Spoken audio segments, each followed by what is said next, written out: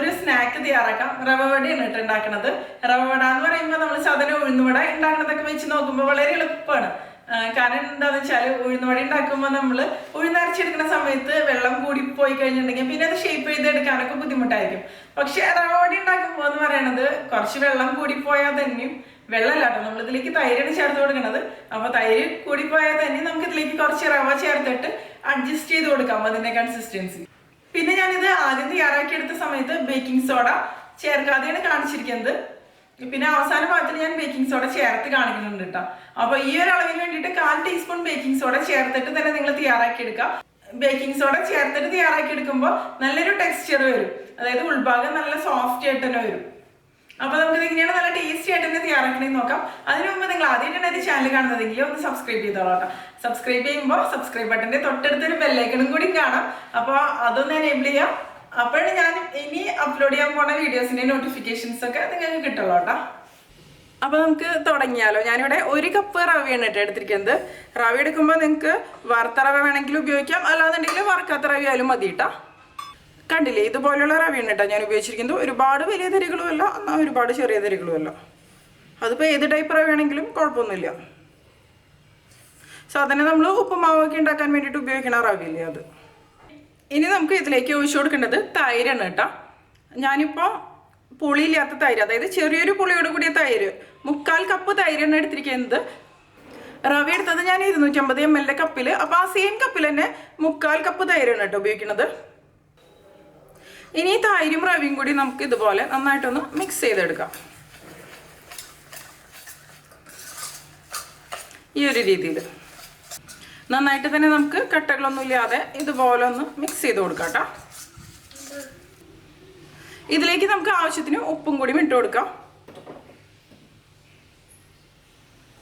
ഉപ്പ് ചേർത്തതിന് ശേഷം നന്നായിട്ട് തന്നെ ഒന്ന് മിക്സ് ചെയ്തെടുക്കാം കേട്ടോ. ഇപ്പം ഇത് നന്നായിട്ട് തന്നെ മിക്സ് ആയിട്ട് വന്നിട്ടുണ്ട്. ഇനി നമുക്കിതൊരു 20 മിനിറ്റ് ഇതുപോലെ അടച്ചു വെച്ചതിന് ശേഷം റെസ്റ്റ് ചെയ്യാൻ വേണ്ടിയിട്ട് വെക്കാം. അപ്പോൾ നമ്മളിതിലേക്ക് ചേർത്ത തൈരൊക്കെ ഇല്ലേ, അത് റവ നന്നായിട്ട് തന്നെ വലിച്ചെടുക്കും. ഇപ്പോൾ ഇതിങ്ങനെ കാണുമ്പോൾ കുറച്ച് ലൂസായിട്ടാണ് തോന്നുന്നത്, പക്ഷെ കുറച്ച് സമയം കഴിയുമ്പോൾ ഇത് ഡ്രൈ ആയിട്ട് മാറും. തൈര് പോരാന്നുണ്ടെങ്കിൽ നിങ്ങൾക്ക് കുറച്ചും കൂടി തൈര് ഒഴിച്ചു കൊടുക്കുക, അല്ലാന്നുണ്ടെങ്കിൽ കുറച്ച് വെള്ളം ഒഴിച്ചാലും മതി. നമ്മൾ സാധാരണ ഉഴുന്നുവടയ്ക്കൊക്കെ വേണ്ടിയിട്ട് നമ്മൾ ബാറ്റർ തയ്യാറാക്കിയില്ലേ, ആ ഒരു കൺസിസ്റ്റൻസിയിലാണ് ഇത് വേണ്ടത്. ഇനി നമുക്കിതിലേക്ക് ഒരു ചെറിയ കഷ്ണം ഇഞ്ചി മുറിച്ചത് ഇട്ട് കൊടുക്കാം. പിന്നെ കുറച്ച് കറിവേപ്പില കേട്ടോ, ഒരു 3-4 തണ്ട് ഞാൻ മുറിച്ചിട്ടാണ് ഇട്ട് കൊടുക്കണത്. പിന്നെ നിങ്ങൾക്ക് വേണമെന്നുണ്ടെങ്കിൽ മല്ലിയില ഇട്ട് കൊടുക്കാം. മല്ലിയിലയുടെ ഫ്ലേവർ ഇഷ്ടമാണെങ്കിൽ മാത്രം മതി കേട്ടോ. പിന്നെ നമുക്ക് ഒരു ചെറിയ സവോളയുടെ പകുതി ഇട്ട് കൊടുക്കാം. ഒരു ചെറിയ കഷ്ണം സവോള തന്നെ മതി. പിന്നെ 2 പച്ചമുളക് മുറിച്ചതും കൂടി ഇട്ട് കൊടുക്കാം. പച്ചമുളക് നമ്മുടെ എരിവിനനുസരിച്ച് കേട്ടോ. ഇനി നമുക്ക് ഇതെല്ലാം കൂടി നന്നായിട്ട് തന്നെ ഒന്ന് മിക്സ് ചെയ്ത് കൊടുക്കാം. ഞാനിപ്പോൾ 20 മിനിറ്റ് വെച്ചതിന് ശേഷമാണ് ഇതിലേക്ക് സവോളയും ഇഞ്ചിയും പച്ചമുളകൊക്കെ ചേർത്ത് കൊടുത്തത് കേട്ടോ. ഇനിയിപ്പോൾ ഇതിൽ നിന്ന് സവോളയിൽ നിന്ന് കുറച്ച് വെള്ളമൊക്കെ പുറത്തോട്ട് വരും.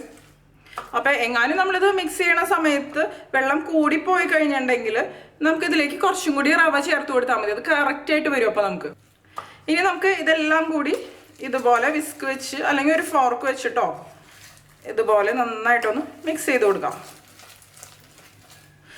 എല്ലാ ഫ്ലേവേഴ്സും ഇതിലോട്ട് വരും. അതോടൊപ്പം ഇത് നന്നായിട്ട് തന്നെ മിക്സായി വരും. അതുപോലെ റവയിലേക്ക് നമ്മൾ തൈര് ചേർത്ത് കൊടുക്കുമ്പോൾ റവ കുതിരാൻ വേണ്ടിയിട്ട് ആവശ്യത്തിനുള്ളൊരു തൈര് നമ്മൾ ചേർത്ത് കൊടുക്കണം കേട്ടോ.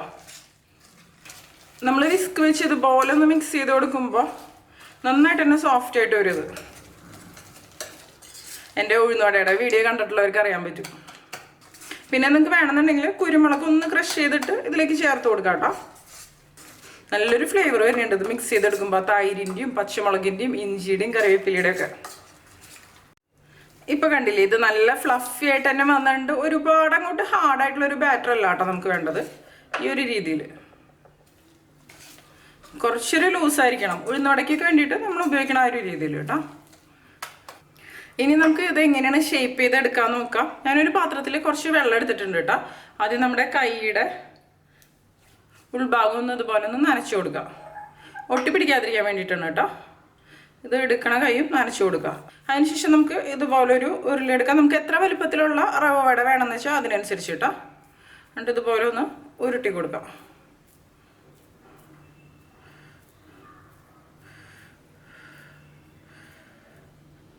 ഈ ഒരു രീതിയിലാണ് ഈ കയ്യിൽ വെച്ച് വേണമെന്നുണ്ടെങ്കിൽ ഇങ്ങനെ ചെയ്യാം. കണ്ടില്ലേ, ഈ വിരലുകൊണ്ട് തന്നെ നമുക്ക് ഹോൾസ് ഉണ്ടാക്കി കൊടുക്കാം ഈ ഒരു രീതിയിൽ. എന്നിട്ട് ഇതിങ്ങനെ എണ്ണയിലേക്ക് ഇട്ട് കൊടുത്താൽ മതി. ഓക്കെ, ഞാനത് ഉണ്ടാക്കുന്ന സമയത്ത് കാണിക്കാം കേട്ടോ. ഇപ്പം ഞാൻ ജസ്റ്റ് കാണിച്ചു തരുന്നുള്ളൂ എങ്ങനെ മെത്തേഡെന്ന്. ഓക്കെ, ഇങ്ങനെ. പിന്നെ നമുക്ക് ഈ കയ്യിൽ വെച്ചിട്ട് വേണമെന്നുണ്ടെങ്കിൽ ഈ കയ്യിൽ വെച്ചിട്ട് ഉണ്ടാക്കിയെടുക്കാം. നേരത്തെ ഉരുട്ടിയെടുത്ത പോലെ തന്നെ ഉരുട്ടിയെടുക്കാം. അതിനുശേഷം ഇതുപോലെ ഈ കൈ വെച്ചിട്ട് നമുക്കൊന്ന് പരത്തി കൊടുക്കാം.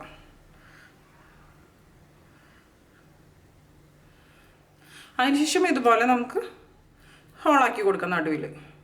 നടുവിൽ ഹോളാക്കി കൊടുക്കുമ്പോഴാണ് ശരിക്ക് എന്താ പറയുക, ഈ വട ശരിക്കും പെട്ടെന്ന് തന്നെ കുക്കായിട്ട് വരുള്ളൂ. പെട്ടെന്നല്ല, കുറച്ച് സമയം എടുക്കും. എന്നാലും അല്ലാന്നുണ്ടെങ്കിൽ നമുക്ക് പിന്നെ ചെറുതാക്കിയിട്ട് അല്ലാതെ ഇട്ട് കൊടുക്കാം. വലിപ്പം കൂടുതൽ വരുമ്പോൾ കുക്കായിട്ട് വരണമെന്നുണ്ടെങ്കിൽ ഇതുപോലെ ഹോള് വേണം. ഓക്കെ, എന്നിട്ട് ഇത് എണ്ണയിലേക്ക് ഇട്ട് കൊടുത്താൽ മതി. ഞാനിവിടെ ഒരു ചീനച്ചട്ടി എടുത്തിട്ടുണ്ട്. ഇതിനിപ്പോൾ ചൂടായിട്ട് വരട്ടെ കേട്ടോ. ഇതിലേക്ക് ഇനി നമുക്ക് എണ്ണ ഒഴിച്ചു കൊടുക്കാം. നമ്മൾ ഏത് എണ്ണയാണ് ഉപയോഗിക്കണതെന്ന് വെച്ചാൽ അത് ഉപയോഗിക്കാം കേട്ടോ നമുക്ക്.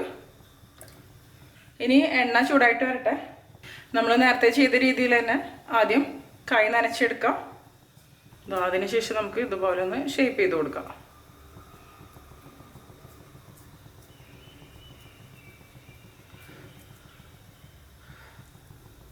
ഇനി ഇതുപോലൊരു ഹോൾ ഉണ്ടാക്കി കൊടുക്കാം. ഇപ്പോൾ കണ്ടില്ലേ, എണ്ണ ചൂടായിട്ട് വന്ന് തുടങ്ങിയിട്ടുണ്ട്. എണ്ണ ചൂടായെന്ന് പറയണമെന്നുണ്ടെങ്കിൽ കുറച്ചെടുത്ത് നമുക്ക് ഇതിലേക്ക് ഇട്ട് കൊടുത്താൽ മതി. കറക്റ്റ് ചൂടായിട്ടില്ല കേട്ടോ. ചൂടായിട്ടുണ്ടെങ്കിൽ പെട്ടെന്ന് തന്നെ പൊങ്ങി വരും.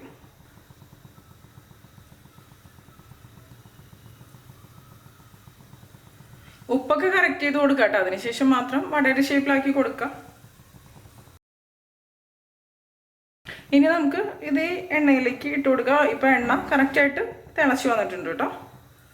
ഇതുപോലെ എടുത്ത് ഇങ്ങനെ ഇട്ട് കൊടുത്താൽ മതി. പതുക്കെ ഇട്ട് കൊടുക്കുക, കൈമേലേക്കൊന്നും തെറിക്കാതെ. ഇനി അടുത്തത് നമുക്ക് ഇതുപോലെ തന്നെ ഉണ്ടാക്കിയെടുക്കാം. നമ്മുടെ പാത്രത്തിൻ്റെ വലുപ്പത്തിനനുസരിച്ച് നമുക്ക് എത്ര എണ്ണം വേണമെങ്കിലും നമുക്ക് ഇട്ട് കൊടുക്കാം കേട്ടോ. ഞാനൊരു മീഡിയം ഫ്ലെയിമിലേക്ക് വെച്ച് കൊടുക്കുകയാണ്. അടുത്തത് നമുക്ക് ഇതുപോലെ തന്നെ അങ്ങനെ ഉരുട്ടിയെടുക്കാം. അടുത്തത് നമുക്ക് ഇതിലേക്ക് പതുക്കെ ഒന്ന് ഇട്ട് കൊടുക്കാം കേട്ടോ. റവ എന്ന് പറയുമ്പോൾ നമ്മൾ പല റെസിപ്പീസിലേക്കും അത് ക്രിസ്പി ആവാൻ വേണ്ടിയിട്ട് ചേർത്ത് കൊടുക്കുന്ന ഐറ്റം തന്നെയല്ല. അപ്പോൾ റവ വട എന്ന് പറയുമ്പോൾ അതിൻ്റെ പുറം ഭാഗം നല്ല ക്രിസ്പി തന്നെയായിരിക്കും.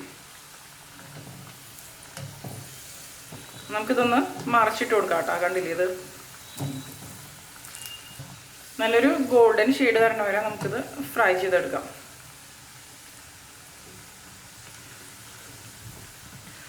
ഫ്ലെയിം കുറച്ച് വെച്ചിട്ട് ഫ്രൈ ചെയ്തെടുക്കാം കേട്ടോ. അപ്പോഴാണ് ഉൾഭാഗമൊക്കെ കറക്റ്റായിട്ട് തന്നെ വെന്ത് വരുള്ളൂ. അല്ലെങ്കിൽ പുറം ഭാഗം പെട്ടെന്ന് തന്നെ കളർ മാറി വരും. ഇതുപോലെ പതുക്കെ എണ്ണയൊന്നും തെറിക്കാതെ പതുക്കെ നമുക്ക് മറിച്ചിടാം. അല്ലെങ്കിൽ നമുക്കിതുപോലെ സപ്പോർട്ടിന് വേണ്ടിയിട്ട് ഒരു സ്പൂണോ അല്ലെങ്കിൽ ഒരു ഫോർക്കോ ഒക്കെ ഉപയോഗിക്കാം.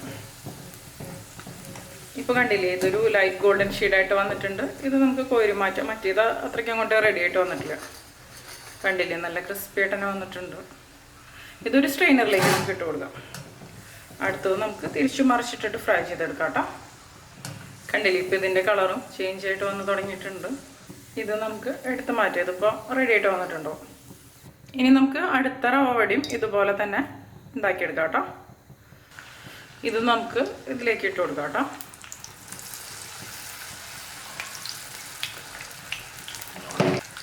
റെഡി ആയത് നമുക്ക് മാറ്റാം. തിരിച്ചു മറിച്ചിട്ട് കൊടുക്കാം. അടുത്തത് നമുക്ക് ഇതിലേക്ക് ഇട്ട് കൊടുക്കാം.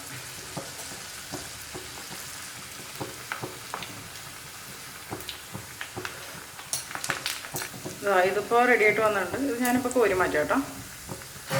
ഓരോന്ന് റെഡിയാവണത് നമുക്ക് മാറ്റിയാൽ മതി. അതിനൊപ്പം നമുക്ക് ഇട്ട് കൊടുക്കുകയും ചെയ്യാം. അപ്പോൾ പിന്നെ ഒരുപാട് സമയം സ്പെൻഡ് ചെയ്യേണ്ടി വരില്ല. ഇത് നമുക്ക് ഇതിലേക്ക് ഇട്ട് കൊടുക്കാം കേട്ടോ.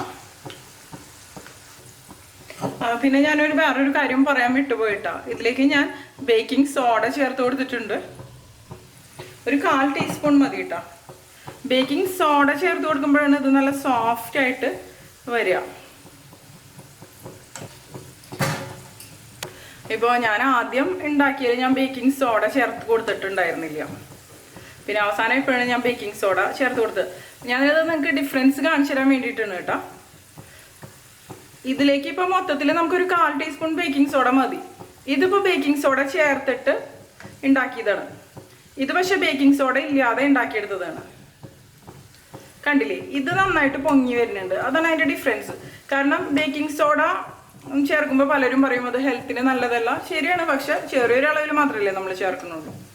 അപ്പോൾ ബേക്കിംഗ് സോഡ സ്കിപ്പ് ചെയ്യാതിരുന്നാൽ കുറച്ചും കൂടി നന്നായിട്ട് ഇതുപോലെ അങ്ങോട്ട് പൊങ്ങി വരും. നമ്മൾ ഉഴുന്നോടെയൊക്കെ ഉണ്ടാക്കണ പോലെ ആ ഒരു രീതിയിൽ പൊങ്ങി വരും. കണ്ടില്ലേ, ഇത് രണ്ടും ബേക്കിംഗ് സോഡ ചേർത്തിട്ട് ഉണ്ടാക്കിയെടുത്തതാണ് കേട്ടോ. അതുപോലെ ബേക്കിംഗ് സോഡ ചേർത്ത് കൊടുക്കുമ്പോൾ ശ്രദ്ധിക്കേണ്ട ഒരു കാര്യം എന്താണെന്ന് വെച്ചാൽ, നമ്മൾ ഫ്രൈ ചെയ്തെടുക്കുന്നതിന് തൊട്ട് മുമ്പ് മാത്രം ബേക്കിംഗ് സോഡ ചേർത്ത് കൊടുക്കുക. നേരത്തെ ചേർത്തിട്ട് മിക്സ് ചെയ്ത് വെച്ച് കഴിഞ്ഞിട്ടുണ്ടെങ്കിൽ പിന്നെ അത് കറക്റ്റായിട്ട് വരില്ല കേട്ടോ. ഇത് നമുക്ക് കോരി മാറ്റാം.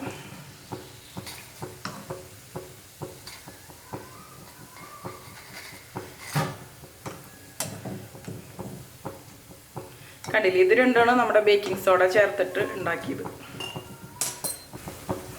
ഇനി ഇത് നമുക്കും ഇതിലേക്ക് ഇട്ട് കൊടുക്കാം.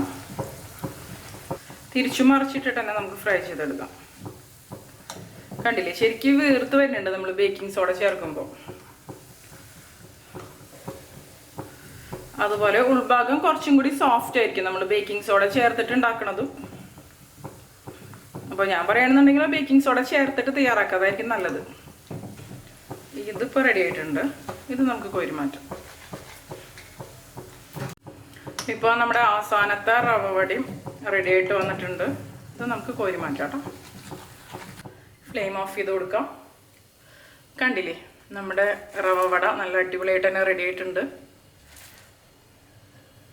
ഇപ്പോൾ കണ്ടില്ലേ, നമ്മുടെ റവ വട റെഡി ആയിട്ടുണ്ട്. നമുക്കിനി അതൊന്ന് കട്ട് ചെയ്ത് നോക്കാം. ഉൾഭാഗം നല്ല സോഫ്റ്റ് ആയിട്ട് തന്നെ വന്നിട്ടുണ്ട്. പുറം ഭാഗം നല്ല ക്രിസ്പിയാണ്. അടിപൊളിയായിട്ട് തന്നെ വന്നിട്ടുണ്ട് കേട്ടോ. ഹൈ ഫ്ലെയിമിൽ വെച്ചിട്ട് നമ്മളിത് ഫ്രൈ ചെയ്തെടുക്കരുത് എന്ന് മാത്രം. പെട്ടെന്ന് തന്നെ പുറം ഭാഗം ക്രിസ്പി ആയിട്ട് മാറും, കളറും ചേഞ്ച് ആവും. പക്ഷെ ഉൾഭാഗം കറക്റ്റായിട്ട് കുക്കായിട്ട് വന്നിട്ടുണ്ടാവില്ല. അപ്പോൾ നിങ്ങൾ ഉണ്ടാക്കിയെടുക്കുമ്പോൾ ബേക്കിംഗ് സോഡ ചേർത്ത് കൊടുത്തോളൂ കേട്ടോ. അപ്പോഴാണ് ഇതുപോലെ നന്നായിട്ട് തന്നെ വരുള്ളൂ. അപ്പോൾ എല്ലാവരും ട്രൈ ചെയ്ത് നോക്കിയിട്ട് നിങ്ങളുടെ എക്സ്പീരിയൻസ് ഷെയർ ചെയ്തോളൂ കേട്ടോ. പിന്നെ നിങ്ങൾക്ക് എൻ്റെ വീഡിയോ ഇഷ്ടമാക്കുകയാണെങ്കിൽ നിംഷാസ് കിച്ചൺ ഒന്ന് സബ്സ്ക്രൈബ് ചെയ്യാം കേട്ടോ. പിന്നെ നിങ്ങളുടെ ഫ്രണ്ട്സിനും ഫാമിലിക്കും ഒന്ന് ഷെയർ ചെയ്ത് കൊടുക്കുക, ലൈക്ക് ചെയ്യുക.